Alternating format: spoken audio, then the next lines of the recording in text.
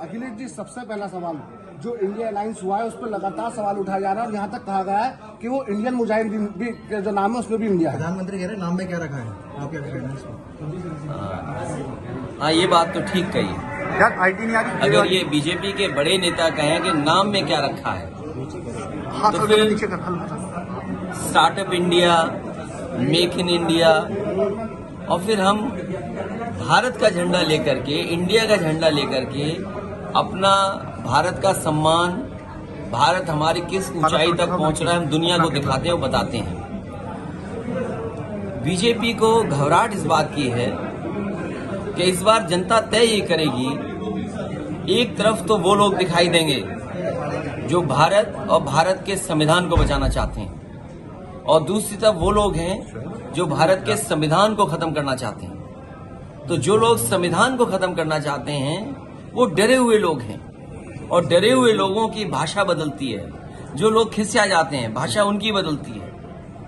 जो आज तक नफरत की राजनीति करते आए, और नफरत की राजनीति का कोई एक जगह का उदाहरण मैं दूं, मणिपुर जो जल रहा है वो आरएसएस की विभाजनकारी नीति और भारतीय जनता पार्टी ने वोट की राजनीति जो की, उसकी वजह से आज प्रदेश वो जल रहा है। क्या हम और आप कल्पना कर सकते हैं, जिस भारत को हम भारत माँ बोलते हो, धरती माँ बोलते हो, गंगा माँ बोलते हो, यमुना माँ बोलते हो, और माँ का जो स्थान हमारे समाज में सबसे ऊपर है, क्योंकि माँ न केवल हमें जन्म देती है बल्कि माँ हमें आगे बढ़ाने की शिक्षा भी देती है। और सोचिए, दो बहनों की, माताओं की जिस तरह से तस्वीर आई, वीडियो आए, क्या कोई आज सब समाज में स्वीकार कर सकता है कि महिलाओं के कपड़े उतार दिए जाएं?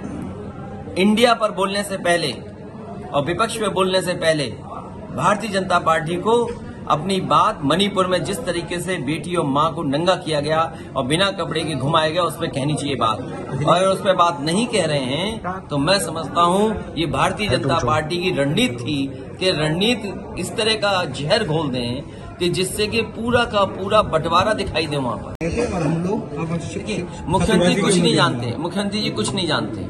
अगर मुख्यमंत्री जी कुछ जानते होते तो वो जो म्यूजियम था, मैं पत्रकार साथियों, सब नए लोग हो, आप नए लड़के हो, और शायद मुख्यमंत्री गूगल से कोई चीज सर्च नहीं कर सकते, लेकिन मैं ये जानता हूँ यहाँ जितने हमारे पत्रकार साथी खड़े हैं वो गूगल पे सर्च कर सकते हैं। जो वो म्यूजियम बन रहा था, वो म्यूजियम इसलिए बन रहा था कि हमारा टूरिज्म को बढ़ाया जाए।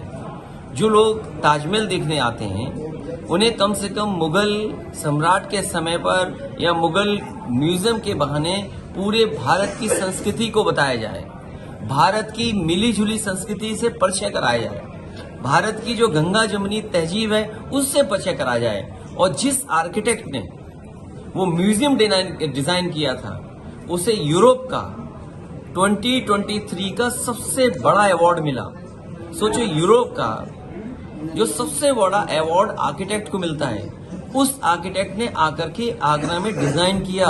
वो मुगल म्यूजियम इसलिए था क्योंकि ताजमहल से जुड़ा था, लेकिन उस म्यूजियम के अंदर जो संदेश था वो गंगा जमुनी तहजीब का था, मिली जुली संस्कृति का था, भाईचारे का था। और फिर मुख्यमंत्री जी कहते हैं, मैंने आज अखबार में पढ़ा कि शिवाजी से उनका बहुत पुराना रिश्ता है। अरे, उनकी माताजी से हमारा उनसे ज्यादा गहरा रिश्ता है। और मैं ये बात कहूंगा आपसे कि आप भी वो बात गूगल जरूर करें।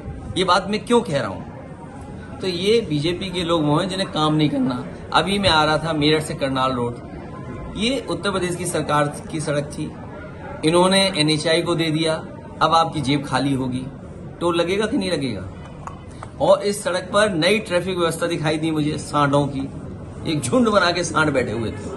वो ये बता रहे थे कि आप स्पीड ज्यादा तेज मत करो, अगर की तो आपकी जान चली जाएगी। और मुझे याद है वो दिन जिस समय एक बैंक का अधिकारी और कर्मचारी की सांड से टकरा करके जान गई थी और यहाँ पर धरना प्रदर्शन हुआ था। और जिस मुद्दे को प्रधानमंत्री ने उठाया वो भी आज तक नहीं खत्म हो पाया। तो महंगाई पे बात नहीं करेंगे, बेरोजगारी पे बात नहीं करेंगे, क्या बात करेंगे वो आप जानते हो। सर 2024 में इंडिया जो मोर्चा है मुद्दे क्या रहेंगे? भारतीय जनता पार्टी का उत्तर प्रदेश ही नहीं देश में इंडिया गठबंधन सफाया करेगा।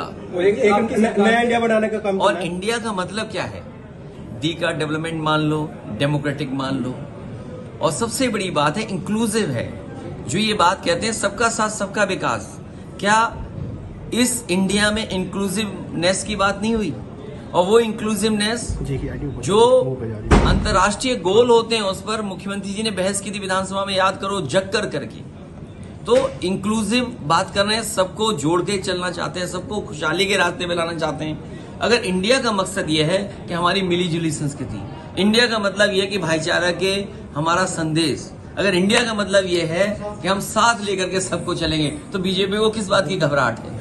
तो 24 में यूसीसी और मणिपुर मुद्दा रहेगा सर। उसका लॉ एंड ऑर्डर पे क्या बोलेंगे उत्तर प्रदेश? मैं आपसे कहना चाहता हूं, इतनी निरंकुश पुलिस कभी नहीं हुई होगी जितनी आज हमें देखने को मिल रहा है, और इतना करप्शन पुलिस या विभागों में कभी नहीं हुआ होगा जो आज हो रहा है।